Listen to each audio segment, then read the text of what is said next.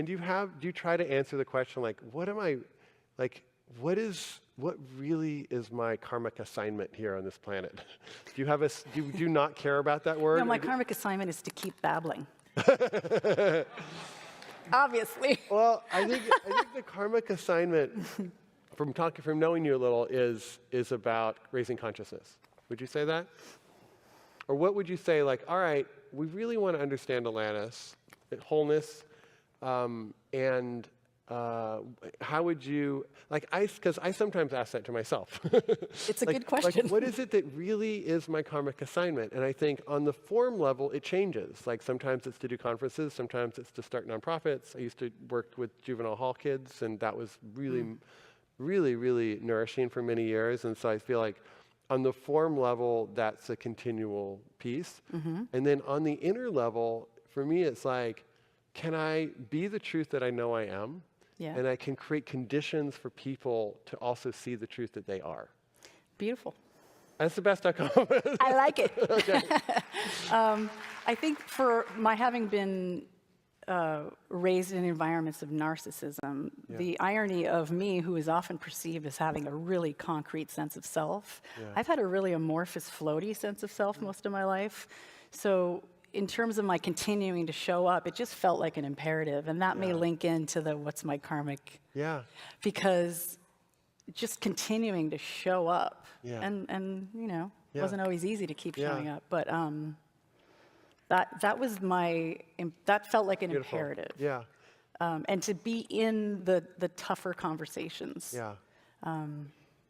And is that are those conversations, do you feel like you can have more of those conversations these days in terms of like talking about spirituality, talking about healing, talking about parts? Like, do you feel like there's an openness to those more than, Yeah, more so than when I was talking about this 25 years ago. Yeah. Yeah. It was not met. Yeah. And, yeah. And when you look at the world, which I know we all do, we kind of like, particularly those of us with kids, we look at the world like, wow, this world is asking of us something clearly. Like there's a lot of modalities that we're in now that's hard to see are sustainable in the next years, right? Like there's a lot of patterns. And so do you have a sense of hope when you look at the world? Do you have a sense of like, we got this? Do you have a sense of sadness? Like how do you? I have a sense of profound empathy.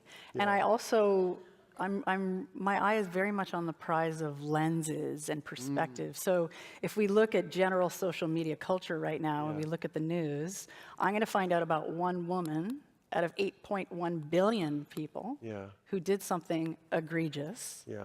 And then I'm going to flip to the next one person, to 10 people, another egregious. Yeah. I can have a tendency, understandably, to form the worldview that we're going to hell in a handbasket. Yeah.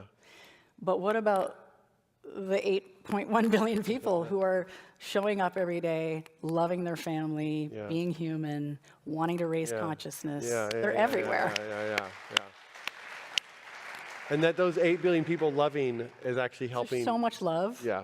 And I see it everywhere. Yeah. And I'm happy to share with those who may doubt that it's everywhere. Yeah. And consciousness is growing. You know, we talked about this backstage, but the whole idea of technology at one point was here, consciousness was here, we were okay. And now technology going, woo, and then consciousness going, ah. So I think for me, my eye is really focused on raising consciousness and also supporting those who are, archetypally philosophers or priestesses, or supporting the more introverted, a lot to say humans into positions of leadership where their body is okay. That's beautiful.